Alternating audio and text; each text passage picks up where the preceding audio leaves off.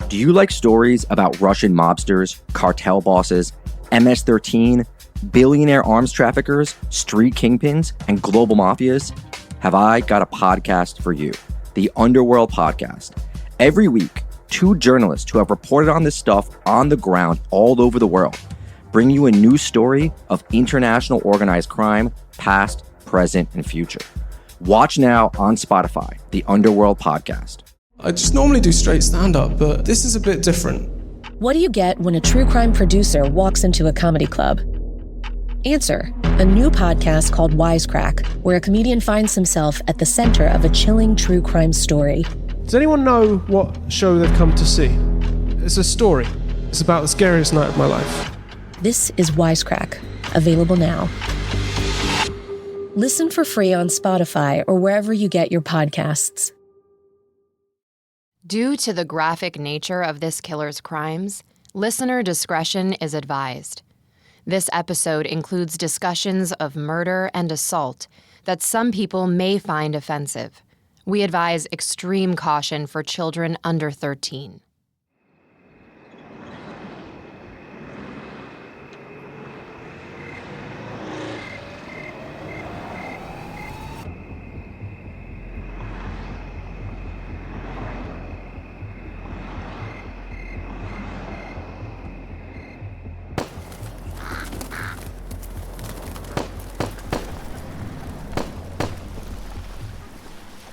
Seven men, each shot multiple times, each found dead by the side of the road in a different Florida county.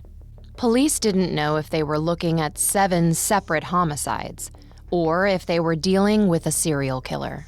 And they wouldn't until they found evidence in an unlikely place, the scene of a car crash. With the help of a handprint off a murdered man's car, they were able to trace the stolen vehicle to Aileen Wuornos, a woman who would come to be known as America's first female serial killer during her 1992 trial. Wuornos lived a difficult life as a sex worker along the highways to support herself and her girlfriend, and she claimed that she had killed all 7 men in self-defense. But was that the real reason? Or was there a more sinister motive behind her murders? There's no chance of Stitch in keeping me alive or anything, because I kill again. I have hate crawling through my system.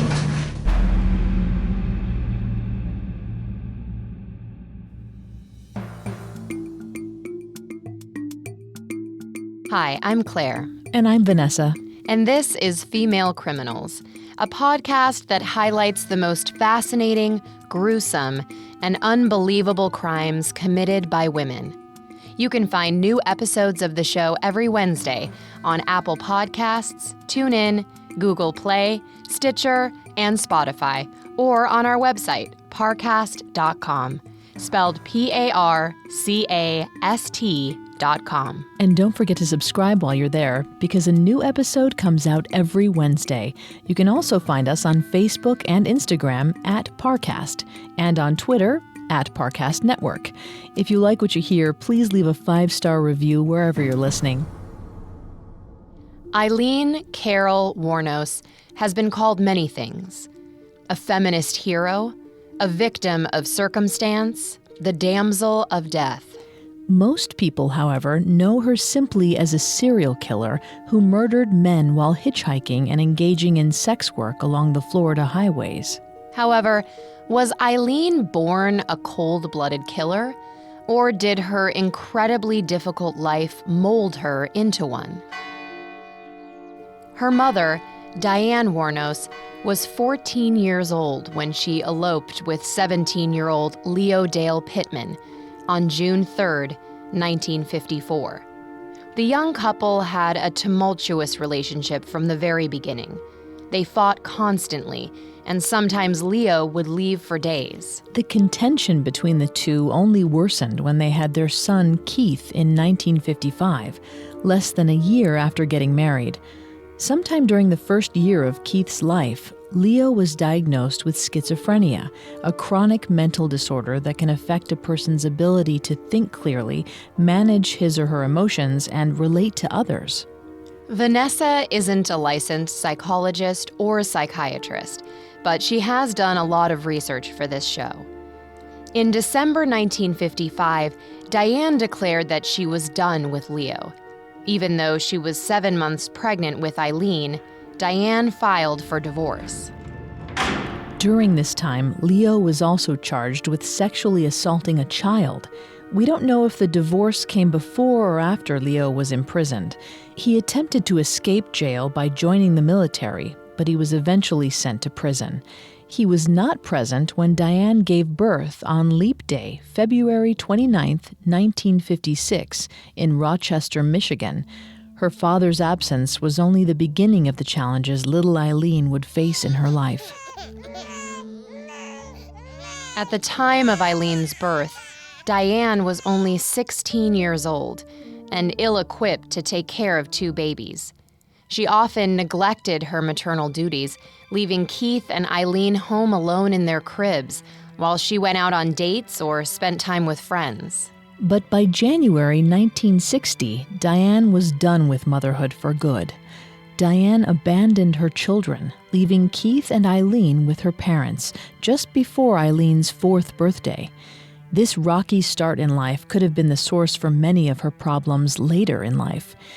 So, for children to develop into well-adjusted adults, their basic needs for comfort, affection, and nurturing must be met. These things help children learn to form healthy attachments and establish relationships with the people around them. Without her parents around to show Aileen affection, she never learned those things. Right, and if children are denied basic emotional support, they may develop a reactive attachment disorder, or RAD. This is a psychological condition in which neglected children struggle to form appropriate emotional relationships. For example, toddlers with RAD may not reach out when they're picked up. Older children with RAD may not engage with their peers or show interest in playing interactive games. Children who do not receive counseling for RAD may never find healthy outlets for their emotions. It sounds like untreated cases of RAD could lead to serious problems later in life. In extreme cases, children who grow up with RAD could become violent towards animals or other people. Because Eileen's early childhood was unstable and she received little affection from her mother, it's possible that she developed an attachment disorder that followed her into adulthood, which could have made her more prone to emotional outbursts. When Eileen's grandparents took her and Keith in, the children should have had the chance to get the love and affection they craved. Unfortunately for Aileen and her brother, life with their grandparents came with its own set of new challenges. Lori and Britta Wuornos, Diane's parents, were strict, no-nonsense Finnish Americans. The family also did not have much money, and both Lori and Britta drank heavily. It left no money for things like toys or new clothes. Yet even with their financial constraints, the Wuornoses legally adopted Keith and Aileen in March of 1960, 2 months after Diane left. Keith was 5 and Aileen had just turned 4. They moved to the Wuornos home in Troy, Michigan, where the couple was raising their own young children, Barry and Lori. Aileen and Keith were told that Lori and Britta were their biological parents, and Barry and Lori were their brother and sister. They were young enough to believe the lie, but the day-to-day adjustments took time. Aileen and her adoptive sister Lori did not get along. They bickered over toys and clothes. Her adoptive brother Barry all but ignored Aileen and Keith. Though the children now had a permanent residence and guardians, their situation was far from improved. Britta and Lori were only slightly better at caring for children than Diane had been. Aileen and Keith often were left unsupervised, a fact that nearly got Aileen killed when she was 6 years old. One afternoon, in 1962, while Britta and Lori slept in drunken stupors, Keith and Aileen searched for a way to entertain themselves. They found matches and lighter fluid and set a series of small fires. It was the most fun they'd had in weeks. Eventually, the pair set a fire that was too big for small children to maintain. Keith slipped away unscathed to grab an adult, but Aileen wasn't so lucky. She was badly burned. The incident left her with permanent scars on her face.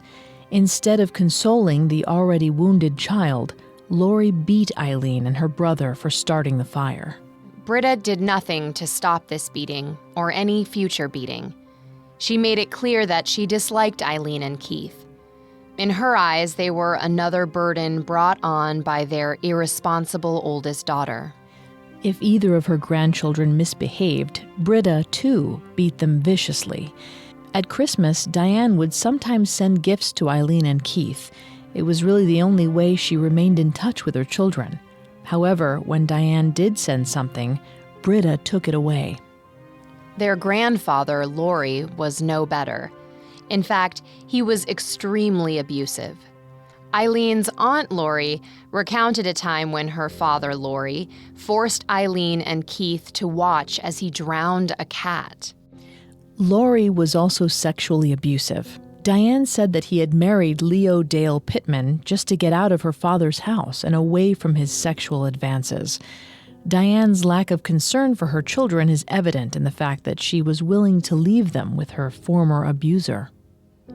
It was not long after the children moved in that Lori shifted the focus of his abuse to Aileen. Aileen later said that when she was around 9 years old, her grandfather made her strip while he beat her. This became a regular occurrence. If Aileen upset her grandparents, Lori called Aileen into his room, made her get naked, and beat her. According to Aileen, the physical abuse slowly evolved into molestation and then rape. Aileen said that Lori also invited his friends over to assault her, and that he encouraged Keith to do so as well. Though Keith never commented on the matter, those closest to the family were adamant that he never raped his sister. Aileen herself went back and forth on this accusation. As an adult, Aileen displayed many of the psychological symptoms of a person who had experienced childhood sexual trauma. According to Dr. Suzanne Babel, some adults who were sexually abused as children can display a mistrust of other adults, unusually aggressive behavior, and neurotic reactions. Some of these adults may also have difficulty relating to other people outside of a sexual interaction, a fact that sometimes can lead some sexual abuse victims into sex work. These were all true of Aileen by the time she became an adult.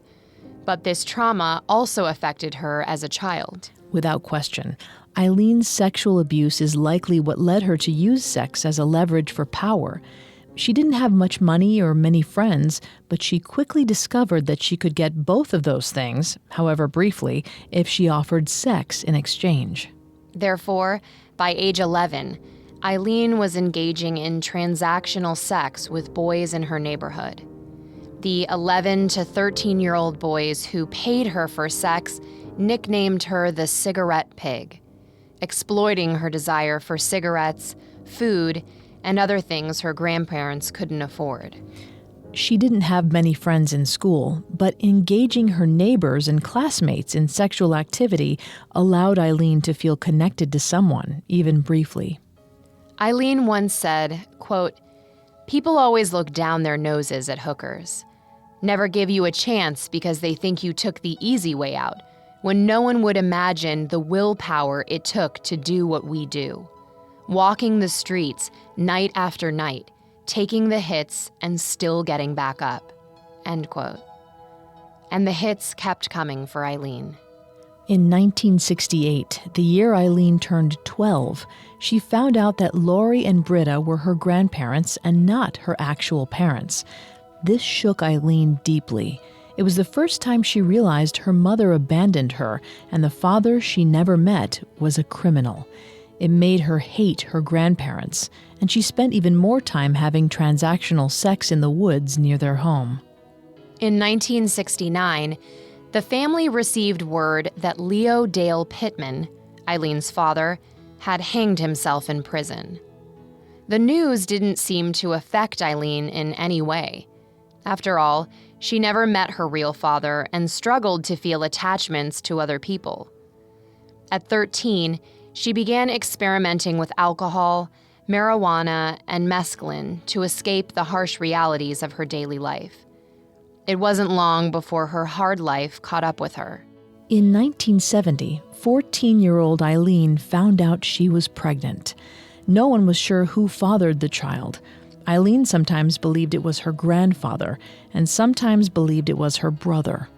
However, in the documentary Aileen, Life and Death of a Serial Killer, Eileen's childhood friend, Dawn Botkins, confessed her belief that a local pedophile named Chief was responsible for Eileen's pregnancy. Dawn said the older man raped Aileen while she was drunk. Embarrassed by the attention Eileen's pregnancy brought on their family, Britta and Lori sent their granddaughter away to a boarding home for unwed mothers. Aileen endured the pregnancy in an unfamiliar environment with people she didn't know. The experience must have been incredibly isolating. On March 23, 1971, Aileen gave birth to her son, Keith, whom she named after her brother. She knew she was not ready for motherhood, and she gave the infant up for adoption. When Aileen returned from giving birth, she found it extremely difficult to face home life. Her peers whispered about her behind her back, and no one associated with her. Still, her grandmother forced her to continue going to school. This confluence of events was most likely what led Aileen down the path to depression. The National Institutes of Health reported that teenage mothers are more susceptible to mental health issues than adult mothers because the social, physical, and emotional stresses weigh more heavily on younger people. In Eileen's mind, the pregnancy was the reason no one liked her, and those thoughts were Eileen's first steps down a dark path. Things once again got worse for Aileen when Britta died of liver failure in late 1971. Lori, who always hated Diane's children, did not hesitate to throw Aileen and Keith out of his house before his wife's funeral. The 15 and 16-year-old siblings were supposed to become wards of the state, but instead of going to a group home or entering foster care, Aileen ran away and moved into the woods behind her grandparents' home. Other than Dawn Botkins, who we mentioned earlier, Aileen had no friends. She had no adult family other than her grandfather, and she had no money. Moreover, it was late fall in Michigan. At 15 years old, Aileen needed to find a way to survive the harsh northern winter. But Aileen was resourceful. When Aileen wasn't in school, she engaged in sex work to earn money to support herself. In an interview with Broadly, Dawn said, quote, "She would go to bed with them because she didn't have anything. It was her way of getting a little bit of money and some cigarettes. I mean, she did maybe get to spend the night at their house and take a shower and stuff like that," end quote. Aileen made just enough money for food and basic supplies, and she took shelter in abandoned cars when she couldn't find a John to stay with. All of these factors made it an extremely stressful time in Eileen's life. This stress eventually became too much to handle. Aileen developed a tendency to lash out at those around her, a trait that is not uncommon in homeless teens. According to the Family Housing Fund's report entitled Homelessness and Its Effect on Children, 36% of homeless children between the ages of 6 and 17 demonstrate delinquent or aggressive behavior. Eileen's rage found its outlet through her sources of income, her Johns. She didn't have a lot of power over her situation, but she was not one to be taken advantage of. If any man tried to underpay her, Aileen screamed at and threatened him until they paid her what she was owed. Her hair-trigger temper also made it impossible for her to make friends aside from Dawn. Dawn said the other kids in town were rotten to Aileen. When they weren't making fun of her, they shunned her. Still, Aileen continued to go to school despite her poor grades and her hatred for the place. She told her friend Dawn that at least when she was at school, she was warm. However, halfway through her freshman year, around 1971, the principal caught 15-year-old Aileen with nearly 4 ounces of Acapulco Gold, a popular strain of marijuana in the 1960s and 70s. When the principal told Aileen to report to his office, she replied, quote, "I ain't reporting nowhere. Matter of fact, I quit school," end quote. True to her word, she immediately dropped out of school for good. With nothing to tie her to Michigan, she began to spend her life on the road, setting her on the eventual path to murder.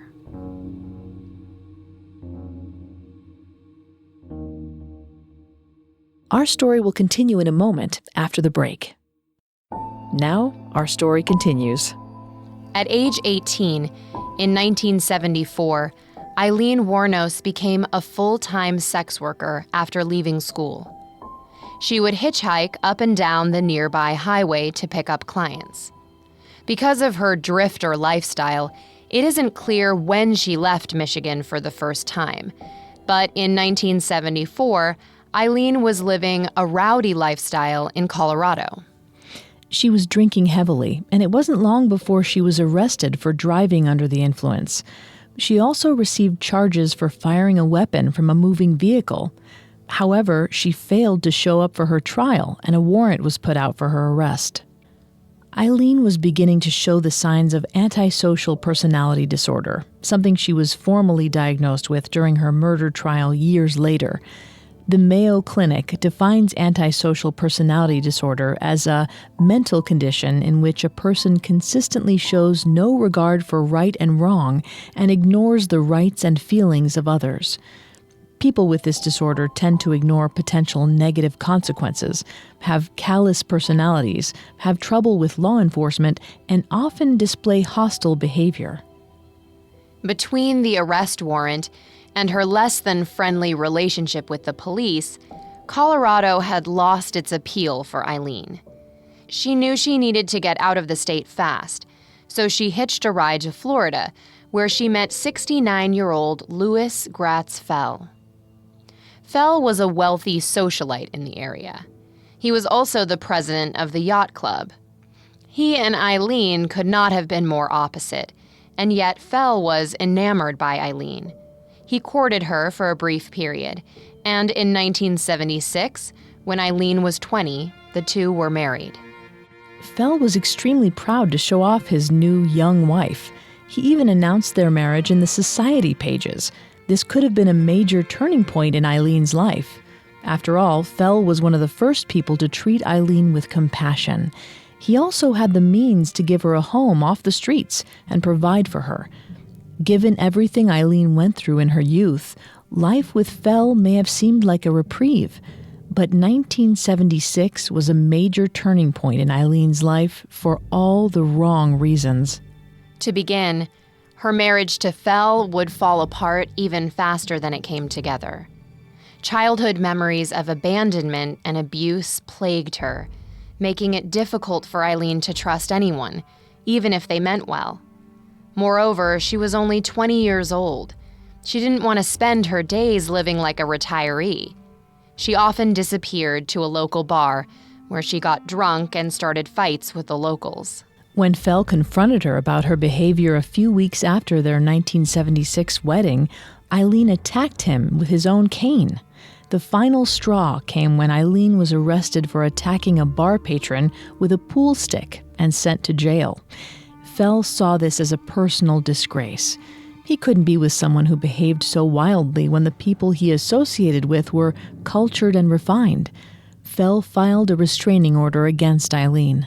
Also in 1976, Aileen received word that her 21-year-old brother, Keith, was dying of throat cancer. She decided it was time to return to Michigan. However, life back home wasn't what Aileen expected. Her grandfather committed suicide in March that year, and Keith was in the hospital. It wasn't long before she fell back into her old patterns of trading sex for money, drugs, and alcohol. Dr. Nigel Barber's theory on how trauma resets human personalities does a good job of explaining Aileen's behavior at this point in her story. Dr. Barber proposed that the human brain's easiest defense against tragedy is avoidance, and individuals who have not learned how to cope with challenging situations properly are more likely to engage in avoidance behaviors, such as drug and alcohol abuse. This is clear when we examine how Aileen reacted to the multiple tragedies in her life at that time. She chose to lose herself in her old habits because the drugs, sex, and alcohol were all ways to escape reality. Even if she found some sense of comfort in the familiarity of being home in Michigan, going back to her old habits agitated Aileen. She was drinking heavily and fighting more frequently. On July 14, 1976, Aileen was involved in a particularly rough bar fight. After throwing a cue ball at the bartender's head, she was arrested for assault and disturbing the peace. Unfortunately, on July 17th, 21-year-old Keith died while she was in jail. Aileen never got to say goodbye to her brother. Though Keith was diagnosed with throat cancer several years before, Aileen didn't grasp the reality of her brother's situation until the end. To her, his passing was unexpected. According to the National Institutes of Health, the unexpected death of a loved one can cause the onset of emotional disorders, including manic episodes and alcohol abuse. To add to Aileen's already fragile state of mind, just 4 days after Keith's death, Fel and Aileen officially annulled their 9-week marriage on July 21st. In the span of 8 days in July 1976, Aileen was arrested, lost her only sibling, and ended her marriage. But just when things seemed to have hit rock bottom, Aileen was informed that Keith left his $10,000 life insurance policy payout to her. With inflation, that money equals nearly $45,000 today. Aileen could have taken that gift from her brother and put her life on track, but she was stuck in a self-destructive cycle. Dr. Peggy Lee Wupperman says that children who grow up in an adverse environment are more likely to engage in self-destructive behaviors as a way to find satisfaction or relief. Dr. Wupperman explains that many people who grew up in adverse environments were never taught to express emotion or deal with their feelings.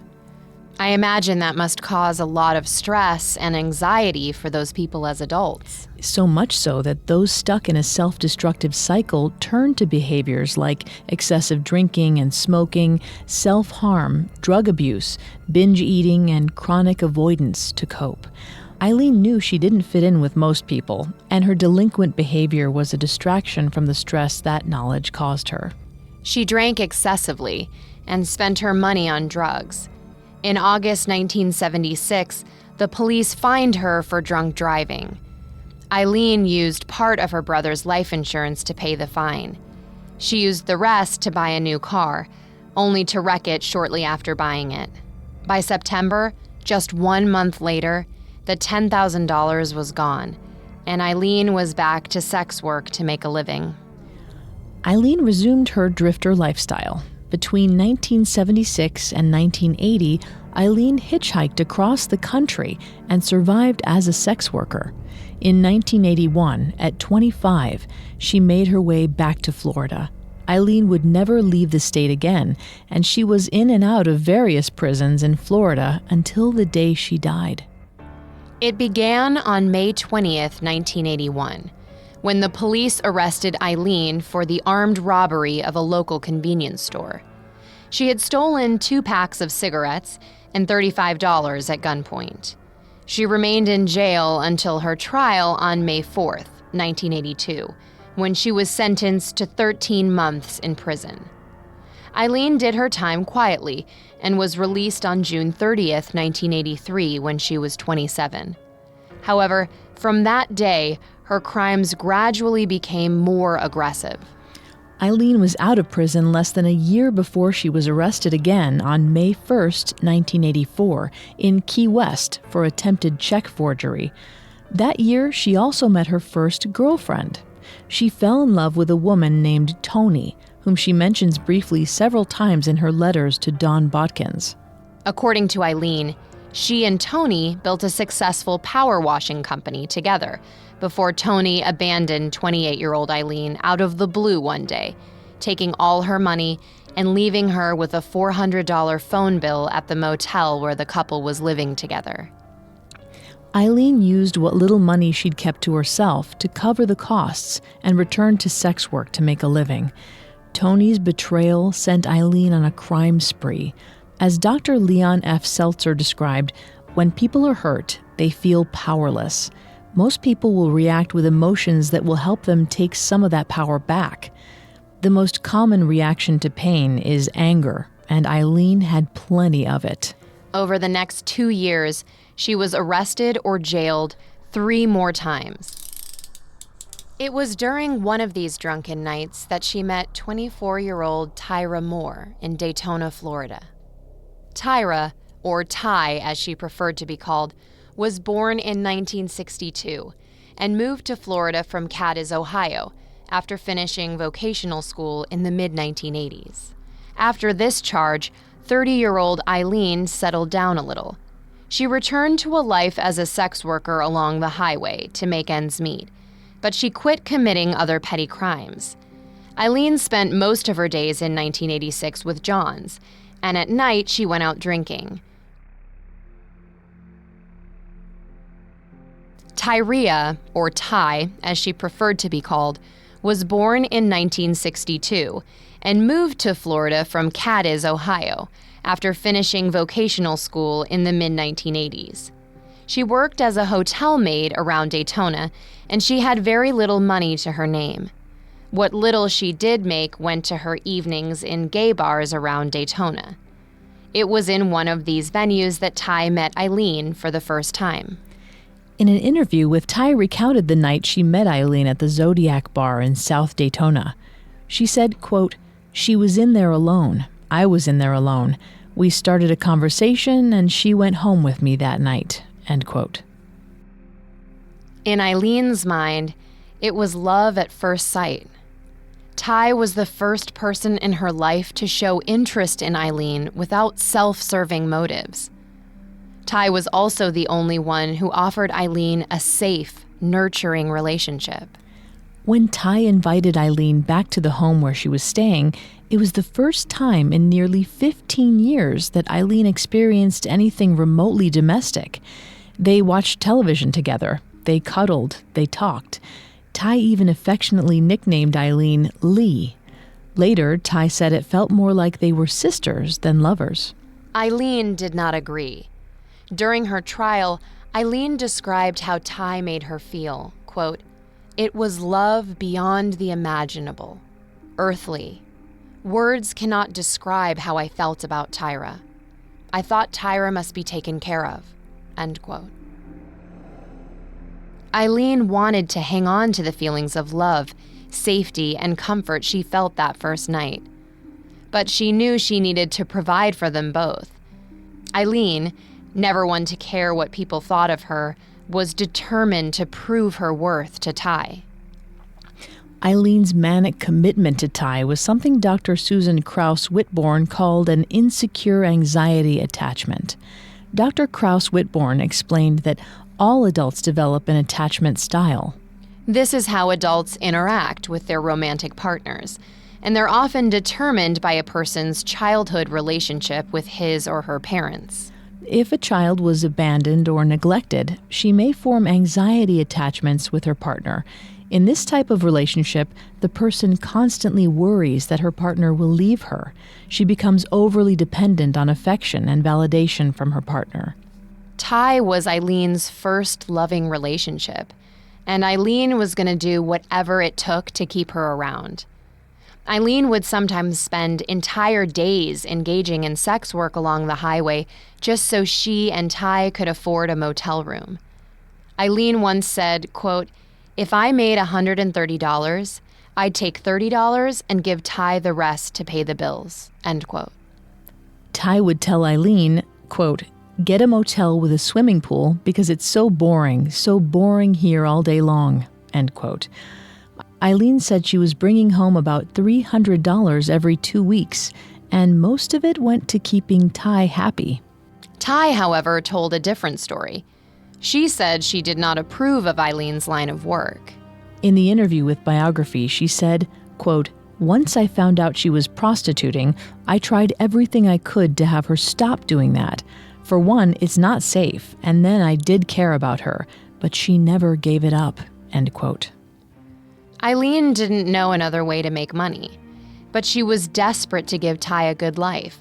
They moved around Daytona frequently, living out of motel rooms and whatever other lodgings they could find. Other times they could afford a small apartment or a trailer for a while. Aileen sometimes threatened landlords to buy the couple a few extra days in a place. She did whatever she had to keep a roof over their heads.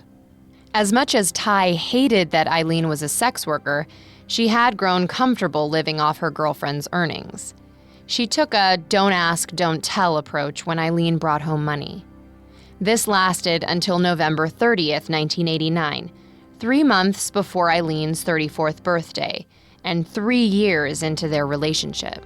That was the day Aileen killed Richard Mallory, the first of her 7 victims.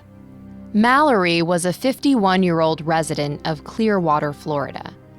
He ran an electronics store, and in his spare time, he cruised Interstate 75, or local strip clubs, looking for prostitutes to solicit. On November 30th, he spotted Aileen soliciting work on the side of the road, and he picked her up. In her testimony, Aileen made it clear that she and Mallory started the conversation by discussing the terms of their transaction. However, when Mallory let her into the car, Aileen claimed things took a dark turn. She stated that Mallory beat her up and attempted to rape her so that he wouldn't have to pay for her services. Though it wasn't brought up in Eileen's trial, authorities discovered that Richard Mallory recently filed for bankruptcy and had a criminal record which contained previous allegations of assault. He had even spent time in a mental institution on the charge of attempted rape. Aileen testified that Mallory was out of control, and she was scared for her life.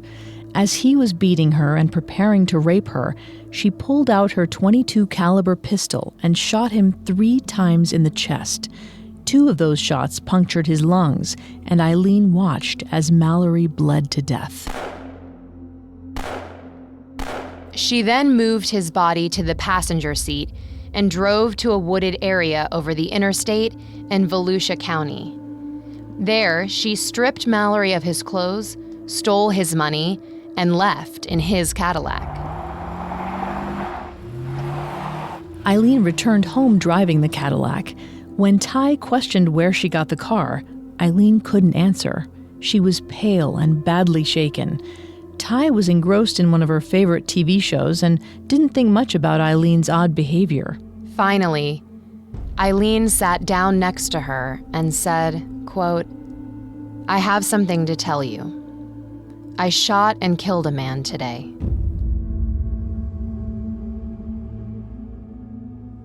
Our story will continue in a moment after a brief message. And now back to our story.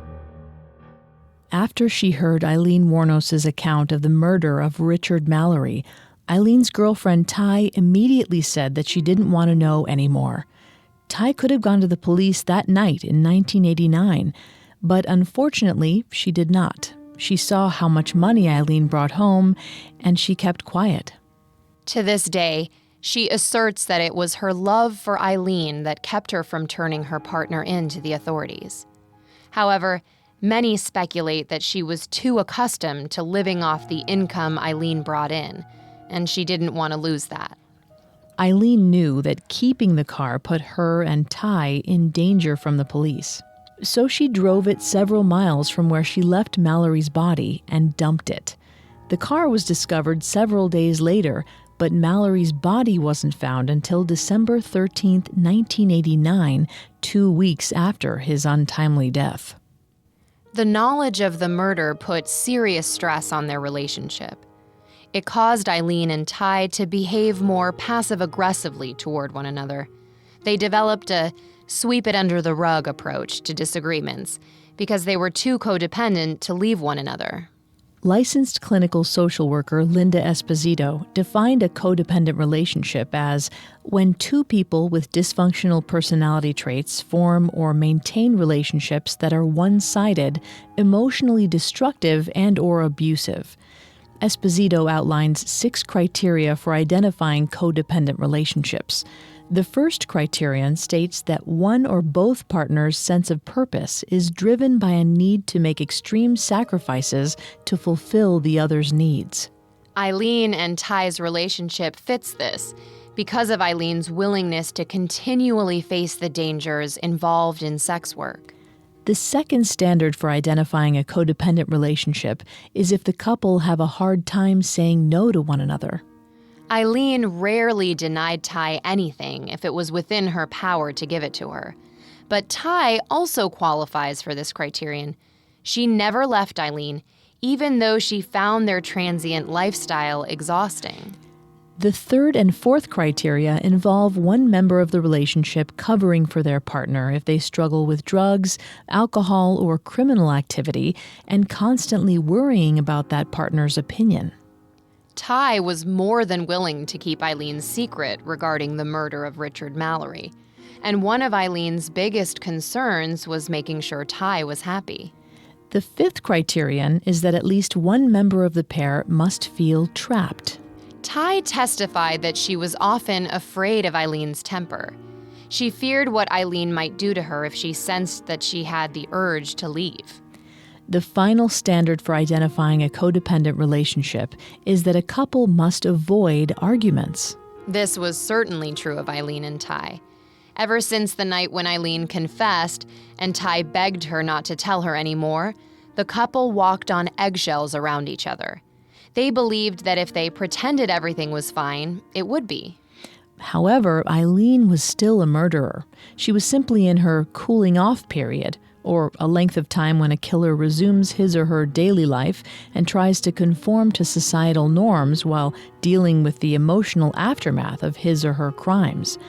Aileen went back to sex work, and Ty occasionally found maid work, but they were living under a false sense of normalcy. Sometime in May 1990, 6 months after her first murder, Aileen committed her next one. Aileen testified that she was working the highway when she was picked up by David Spears, a 43-year-old construction worker from Winter Garden, Florida. Aileen claimed that Spears seemed friendly enough at first, but then he tried to rape her. Aileen said, quote, "I thought, what the hell you think you're doing, dude, you know? You know, I'm going to kill you because you were trying to do whatever you could with me. And I shot him through the door, and then he kind of went back. And I went right through to the driver's side and shot him again, and he fell back. And that's all I remember on that one." End quote. Aileen never gave up the exact date of Spears' murder, but the man had been missing for several weeks by the time his nude body was found. Unlike Richard Mallory, everything in Spears' background made him seem like a gentle, kind man.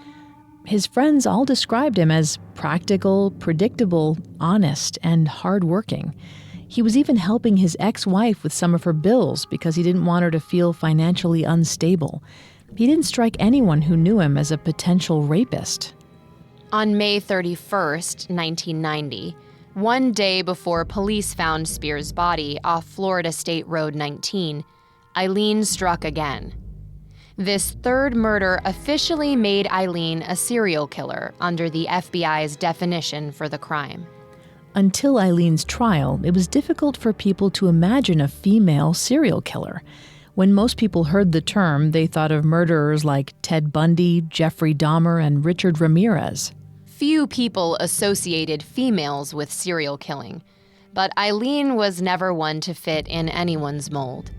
In fact, she didn't even fit the profile for a typical female serial killer.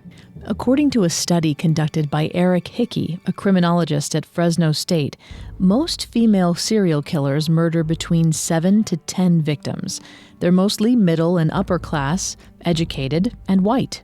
On average, female serial killers tend to murder people that they know, meaning family members, neighbors, or friends. Their victims are rarely strangers. Hickey also determined that female serial killers were typically in traditional, monogamous relationships and worked in a nurturing field, such as childcare or nursing. Aileen came from a lower-class family.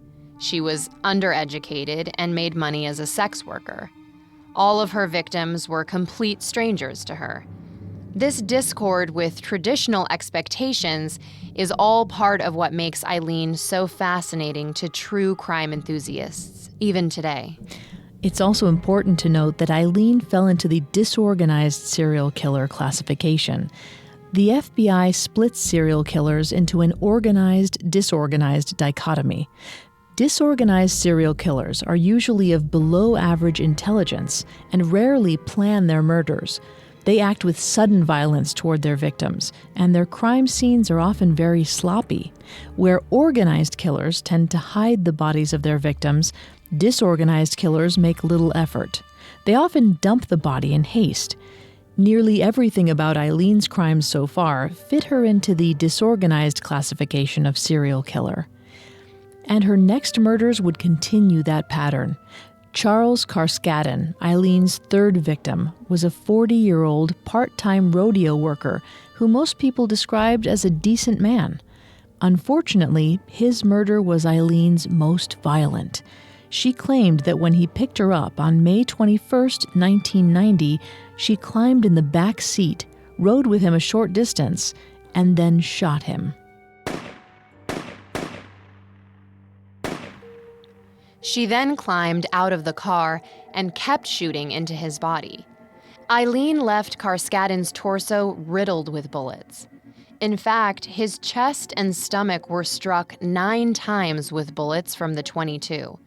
Locals in Pasco County discovered Carskadden's body on June 6, 1990. Aileen was now entering what some professionals call the serial killer's berserker phase. During this part of a serial killer's career, he or she leaves the least amount of time between the murders committed. It's during this phase that a serial killer is most dangerous and most unpredictable. Sometime in mid-June 1990, 34-year-old Aileen found her 4th victim in Peter Sims. 65-year-old Sims was a retired merchant sailor who spent most of his time working with his church in Jupiter, Florida. According to his friends and family, Sims was deeply religious and a true gentleman. He was known to offer rides to hitchhikers as a way to help his fellow man. When Sims picked Aileen up, he was on his way out of town to visit his family in Arkansas. He would never complete the trip. Aileen attacked him shortly after getting in his car. When she retold her version of Sims' murder, Aileen said, quote, "He tried to get the gun from me and stuff. We were struggling with the gun and everything else, and a couple of bullets shot up in the air, and finally, I ripped it away, and I had the gun in my left hand, and I put it back in my right hand, and I shot him immediately," end quote. To this day, no one's sure what Aileen did with Sims' body, and she never disclosed its location. She did, however, steal Sims' car, some of his money, and a few of his personal effects. Taking Sims' 1988 Pontiac Sunbird was the beginning of the end for Aileen. Aileen pawned off Sims' personal items for extra cash, but she and Ty kept the car for a brief time. They drove it around until July 4th, 1990, when Aileen and Ty accidentally ran the car off the road in a drunk driving accident. The two women were driving near Orange Springs, Florida, when they wrecked on the side of the road. Both Aileen and Ty threw down their beer cans and scrambled into the nearby forest. Though both women tried to remain inconspicuous, there were several witnesses who saw them abandon the car. When police were called to investigate, the witnesses gave detailed descriptions of both Aileen and Ty. A nationwide media campaign was started to find the two women based on the sketches provided by the witnesses. Police believed that whomever had Sims' car was also responsible for his disappearance. Throughout July, local law enforcement received dozens of calls identifying the suspects as Aileen and Ty. Police then discovered that the palm print they had retrieved from the door of the car during the inspection belonged to Aileen. When Aileen and Ty found out that the police were on to them, Aileen sent Ty to go live with her sister in Pittston, Pennsylvania. Ty had expressed her fear of getting caught up in Aileen's murder charges, so Aileen sent her away with the hope that she would not be involved. Once again, Aileen was putting Ty's well-being above her own. Still, Ty's departure sent Aileen over the edge. The only person Aileen cared about was away, and Aileen felt like she had nothing to lose. A few weeks after Ty left town, Aileen killed for the 5th time. That victim's name was Eugene Troy Burris. Burris was a 50-year-old sausage salesman from Ocala, Florida. The people in his community described him as a hard-working man who was greatly respected by his peers. They thought it was odd when he disappeared, and on July 31st, 1990, Burris was officially reported missing. 5 days later, on August 4th, his body was found in a wooded area just off of State Road 19. He had been killed by 2 gunshot wounds to the torso. During her testimony, Aileen couldn't recall many details from Burris's murder. When questioned about Burris's murder in her trial, Aileen said, quote, "I think I shot him right in the stomach or something," end quote. Aileen had poor recollection of the murders she committed after Ty left. She was likely experiencing what Dr. Lawrence Wilson calls brain fog, or feelings of confusion and lack of mental clarity. Brain fog reduces a person's ability to think clearly and can cause forgetfulness, emotional detachment, and anxiety. Dr. Wilson explains that brain fog is often the result of unresolved emotional conflict or suppressed trauma. The major causes for Aileen's brain fog could have been her repression of the previous murders and her separation from Ty. Ty's departure seemed to be the breaking point for Aileen. Even though she knew the police were closing in on her, she did not stop killing. Her last 2 kills, Charles Dick Humphreys and Walter Gino Antonio, happened within a month of each other. Humphreys, Aileen's 6th victim, was a 56-year-old man with a long history of service. He was a retired Air Force major, a former chief of police, and a former state child abuse investigator. He dedicated his whole career to serving and protecting others. He stopped to pick Aileen up to give her a ride sometime in early September 1990, and that act was his last good deed. Humphrey's body was found on September 11, 1990. He had been shot 6 times in his head and torso. Just a little over a month later, Aileen murdered her 7th and final victim, Walter Gino Antonio. Antonio was a well-liked member of his community. He worked several different jobs, including trucker, part-time security guard, and police reservist. Just like most of Aileen's other victims, Antonio picked Aileen up to offer her a ride. The pair did not make it very far before Aileen attacked. However, Antonio was well trained. He fought back against Aileen. At some point, he managed to pull the car over and tried to flee on foot. When Aileen spoke of Antonio's murder, she said, quote, "When we were struggling with the gun and everything else, again, he fell to the ground, and he started to run away. And I shot him in the back, right in the back," end quote. Antonio's body was discovered in Dixie County on November 19, 1990. Police discovered that he had been shot 4 times with a .22 caliber pistol, just like the rest of Aileen's victims. After Antonio's car was found 5 days later, police finally saw the pattern between the Florida highway murders. All of the victims were male. All of them were killed with a .22 caliber gun, and all of their cars were found abandoned, miles from where their bodies were found. Police then linked these killings to the disappearance of Peter Sims and the palm print they found on his car. All of their connections pointed them to one person, identified as Aileen Wuornos.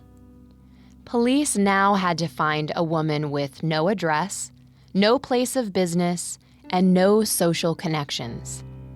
They knew she was capable of killing again, and they had to try and catch her before she did.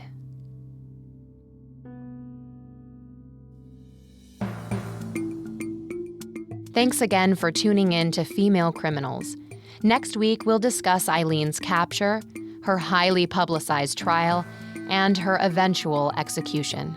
If you want to listen to any previous episodes of Female Criminals, you can find them on Apple Podcasts, TuneIn, Google Play, Stitcher, and Spotify, or on our website, parcast.com, spelled Parcast.com. If you like what you hear, please leave a 5-star review or tell us what you think on social media. We're on Facebook and Instagram as @Parcast and Twitter as @ParcastNetwork. It seems simple, but it really helps our show. We hope you'll join us next time.